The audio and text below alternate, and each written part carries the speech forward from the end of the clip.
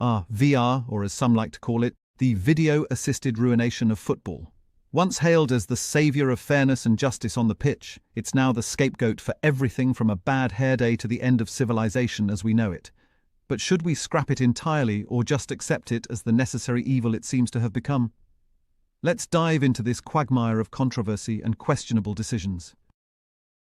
And speaking of questionable, our first pundit is convinced that VAR has single-handedly sucked the joy out of celebrating a goal. Remember the days when you could cheer wildly without waiting for an invisible referee to give you the thumbs up? Well, those were the days, my friend. In his eyes, VAR has ruined the game, and he gives pretty solid reasons too. It's almost become impossible to celebrate goals now. You see it with players. The emotions are in check. It's the same with the fans too. That natural feeling of scoring a goal and losing it with the fans while celebrating has become more contained ever since VAR came about. Why? Because with every goal scored where VAR is in use, it's always going to be checked. You see players holding in celebrations and only choosing to celebrate after a VAR check. And it's just weird, man. In turn, it's killing the spirit of the game. It's become so common to have VAR checks in everything now that it's almost hard to believe that a system without VAR used to exist. But then it did. To the younger generation, we did have football without VAR, and it was epic. This isn't nostalgia, it's just pure facts. Now, before VR was even a twinkle in the Football Association's eye, there were decisions so baffling that they made the Bermuda Triangle look straightforward. It's no wonder there was a call for an all-seeing eye to keep things in check, or at least that's what they hoped for. The truth is, there had been some high-level decisions in the years leading up to the introduction of VAR that kind of made the system more than just an option. Thierry Henry's goal against Ireland in 2009 wouldn't have stood if we had VAR. It clearly came off his hand, but the assistant referees couldn't see it. Or think back to the Champions League semi-final between Chelsea and Barcelona at Stamford Bridge in the same year. Lest we forget the infamous 2010 debacle that sparked a revolution in football technology. Fans demanded change, and they got it. But as they say, be careful what you wish for. You just might get a robot referee with a penchant for drama.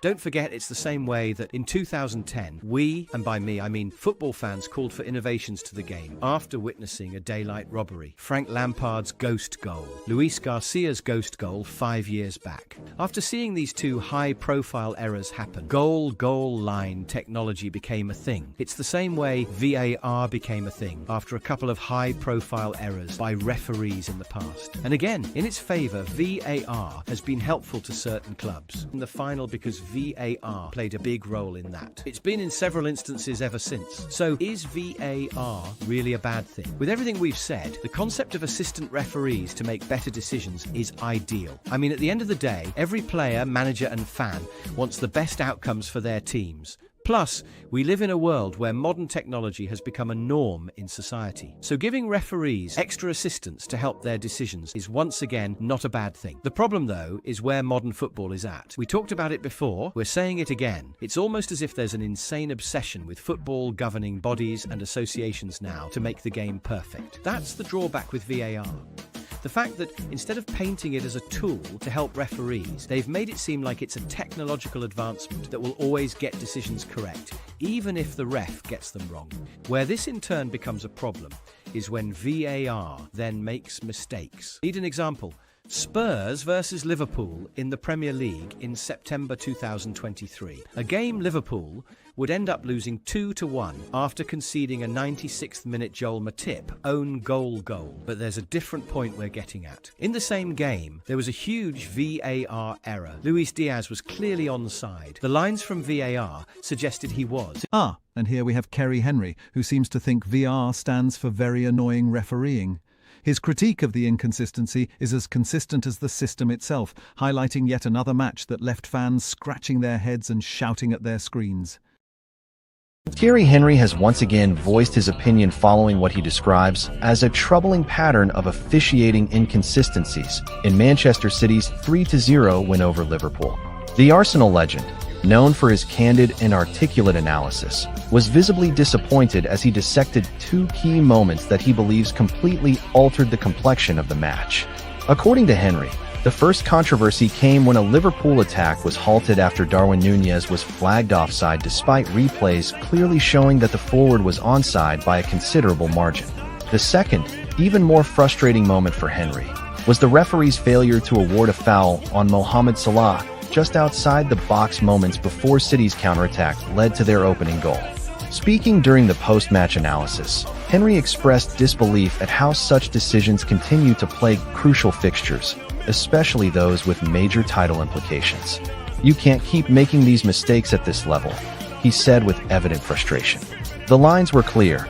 Nunez was onside, and the foul on Salah was obvious. Those moments change everything. They kill momentum and give confidence to the opposition.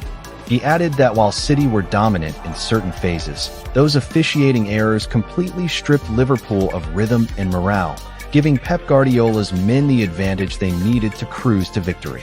Henry further emphasized that technology should be eliminating such controversies, not fueling them. VAR is supposed to bring fairness, not confusion, he said. When it fails, the credibility of the game takes a hit. The Frenchman concluded that Liverpool's loss wasn't merely about City's brilliance, but also about poor refereeing decisions that tilted the balance. "Football should be decided by players' actions, not officiating errors," he remarked. Once upon a time, football was a beautiful chaos of human error and glorious unpredictability. Enter VR with its quest for perfection that sometimes feels more like a quest for confusion. It's enough to make one pine for the days of yore when a goal was a goal unless you were particularly unlucky. It's the world we lived in without VAR. Fast forward to the present day, and it's a case of football lawmakers trying to make sure everything is perfect. It's almost too perfect. The game didn't thrive on perfection, it thrived on chaos. In a final twist befitting a Shakespearean drama, Jurgen Klopp is now the latest voice in the chorus of dissatisfaction. His bold appeal to the Premier League board hints that perhaps it's not just the technology that's flawed, but the very people wielding it. In conclusion, Jurgen Klopp's bold message to the Premier League board regarding the disallowed goal in the Liverpool vs. Manchester City clash serves as a rallying cry for fairness in football. With an emphasis on the need for serious action against poor officiating and inadequate VAR assistance, Klopp articulates the frustrations shared by many within the football community. As the Premier League continues to evolve, it is crucial that the integrity of the game is upheld, ensuring that every team has a fair chance to compete.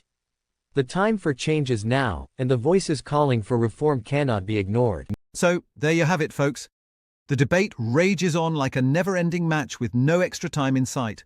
Should VR be sent to the showers, or can it be redeemed with a bit of fine-tuning?